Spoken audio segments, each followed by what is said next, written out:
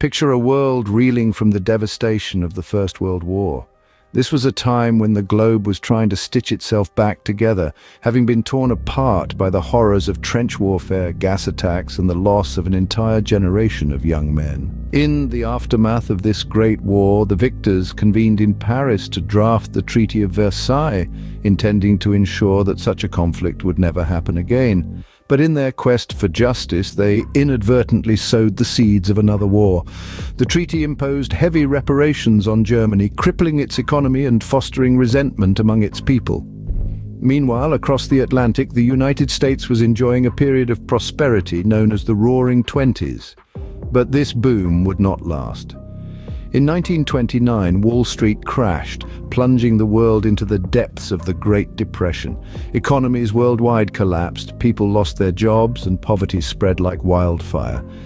As desperation grew, so did the appeal of strong leaders who promised stability and strength. In Germany, this led to the rise of Adolf Hitler and the Nazi Party. Hitler, exploiting the anger and humiliation caused by the Treaty of Versailles, promised to restore Germany's pride and power. Simultaneously, in Italy, Benito Mussolini and his fascist party seized control, promising to return the nation to its former Roman glory. Far to the east, Japan, under the rule of Emperor Hirohito, began to flex its imperial muscles, eyeing the resource-rich territories of its neighbors. These totalitarian regimes, driven by a hunger for power and expansion, started to challenge the status quo. They disregarded international treaties, rearmed their nations, and pursued aggressive foreign policies. Amidst these growing threats, the democratic powers of the world, Britain, France, and the United States, struggled to respond effectively. As tensions rose and alliances formed, the world teetered on the brink of a second, even more devastating conflict. On September 1st, 1939, the fuse of the Second World War was lit. The German military, under orders from Adolf Hitler, stormed into Poland without a formal declaration of war. This audacious move marked the beginning of a global conflict that would reshape the world as we knew it. Poland, a nation caught between the iron fists of Germany and the Soviet Union, was the first casualty of Hitler's insatiable territorial ambitions. The country was rapidly overwhelmed by the blitzkrieg tactics of the German Wehrmacht, a brutal combination of fast, concentrated armored divisions supported by air power. The Polish forces fought valiantly, but the odds were heavily stacked against them. The invasion of Poland was a clear violation of international law and a blatant act of aggression. It was a wake-up call for the world, a chilling reminder of Germany's growing military might and Hitler's disregard for peace. The world could no longer ignore the looming threat.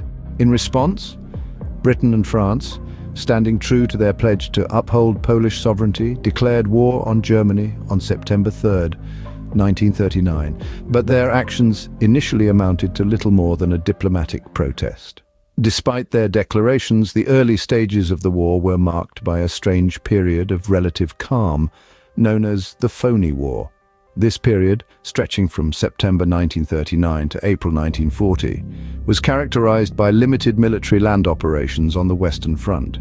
The soldiers hunkered down in their trenches, waiting for a war that seemed unwilling to start in earnest. The world held its breath, watching and waiting. Meanwhile, Hitler was consolidating his hold over Poland, setting the stage for his next move.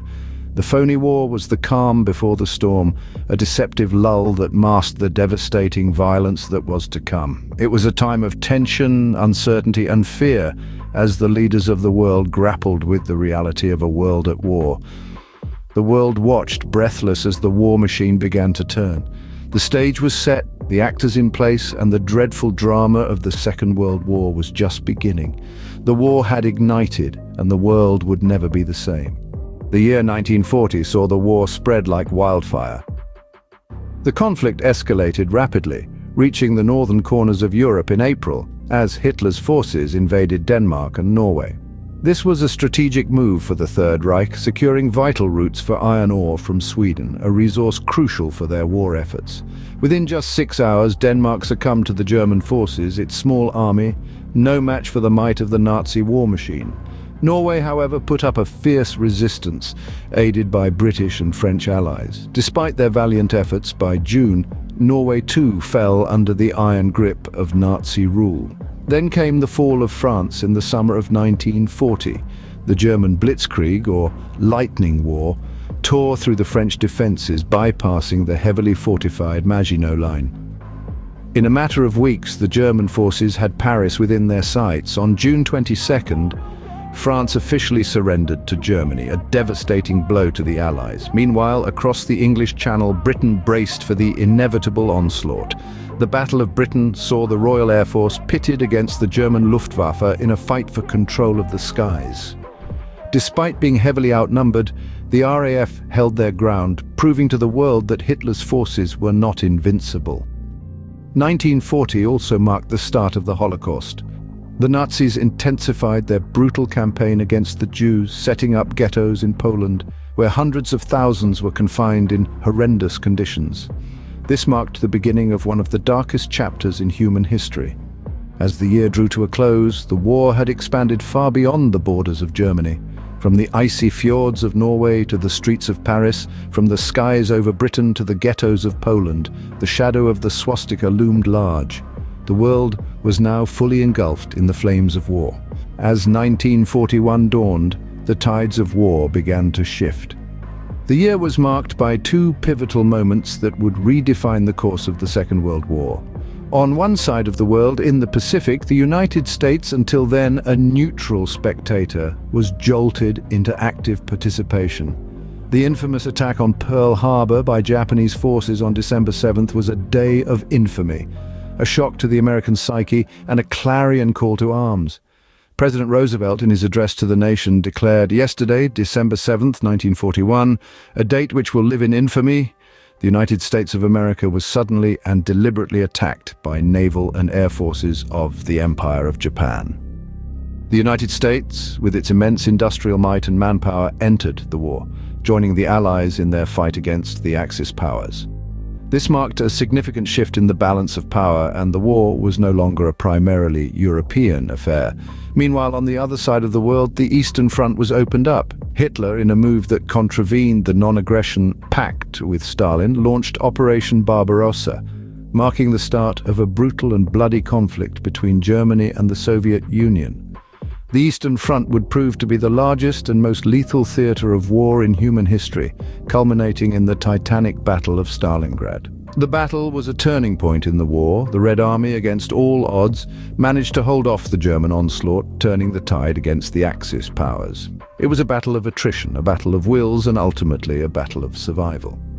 Stalingrad was a testament to the resilience and determination of the Soviet people, and a turning point that marked the beginning of the end for Nazi Germany.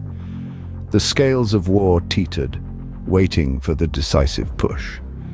As 1942 dawned, the world held its breath, waiting to see which way the winds of war would blow.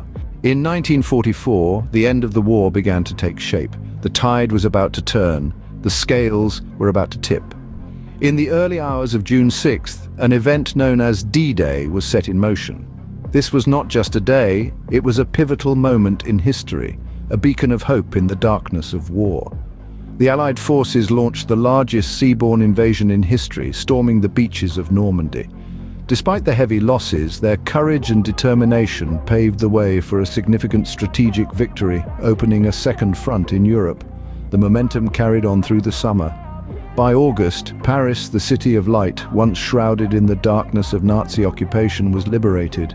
The joyous scenes of Parisians dancing in the streets, the ringing of Notre Dame's bells after 4 long years of silence, these were symbols of hope, symbols of resilience. Paris was more than just a city, it was a symbol. Its liberation sent a powerful message across Europe. Freedom was on the horizon. However, the road to victory was far from smooth. As 1944 drew to a close, the Allies were met with a ferocious counterattack in the Ardennes forest, a confrontation known as the Battle of the Bulge.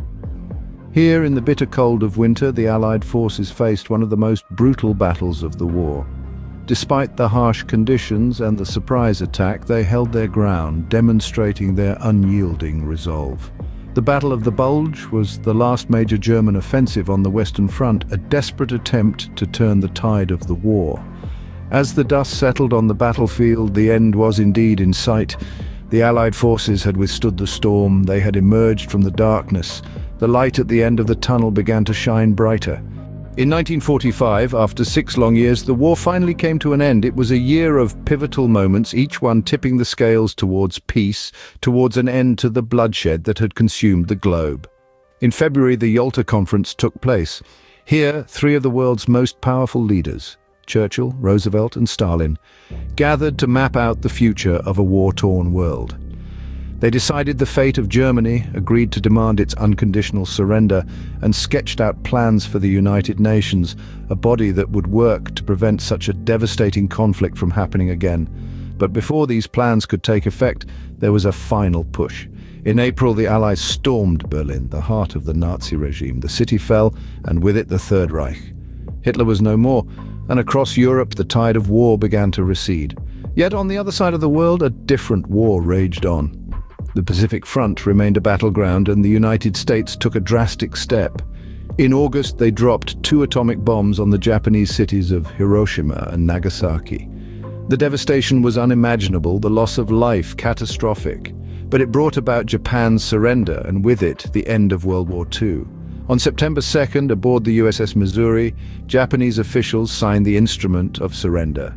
The world watched as the ink dried on the page, as the final chapter of this brutal war closed. The guns fell silent, the soldiers returned home, and nations began the long process of rebuilding. The world breathed a sigh of relief, weary from war but hopeful for peace. The echoes of battle had finally faded, replaced with the promise of a new era. An era where the lessons of this great conflict would guide us towards a more peaceful, more understanding world. The end of the war brought relief, but also a new set of challenges. As the dust settled and the echoes of the final shots faded away, the world was left to grapple with the aftermath of the atrocities. The Nuremberg trials, a series of military tribunals held after the war, became a paramount symbol of justice in the face of tyranny. World leaders, military officers, and war criminals were held accountable for their actions. A stark reminder that even in times of war, humanity must not lose sight of its moral compass. But amidst the ruins, there was also a beacon of hope. The establishment of the United Nations marked a pivotal moment in global history. Its inception was a testament to the collective will of nations to prevent the recurrence of such a devastating war.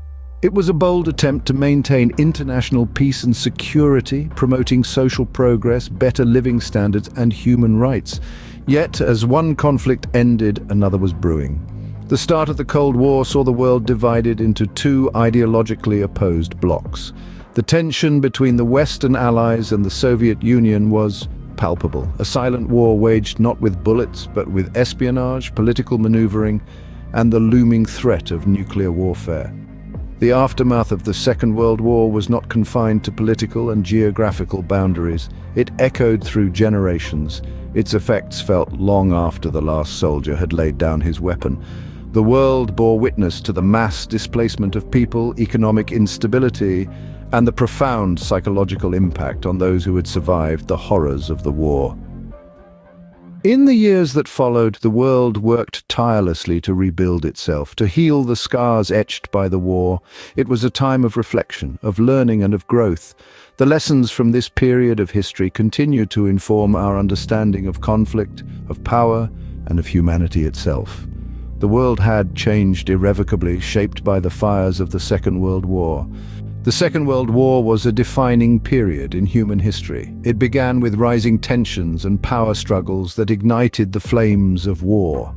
Countries fell under the shadow of conflict, and the world map was redrawn with shifting alliances. As the war expanded, major battles marked turning points in the narrative. The fierceness of Stalingrad, the aerial duels over Britain, and the naval clashes in the Pacific were all battles that tipped the scales. As the end of the war drew into sight, the globe held its breath, waiting for the final curtain to fall. And when it did, the aftermath was a world forever altered. Nations were rebuilt, societies were reshaped, and the echoes of those 6 tumultuous years continue to influence our present. The echoes of World War II continue to reverberate through our world today, a stark reminder of the horrors of war and the resilience of humanity.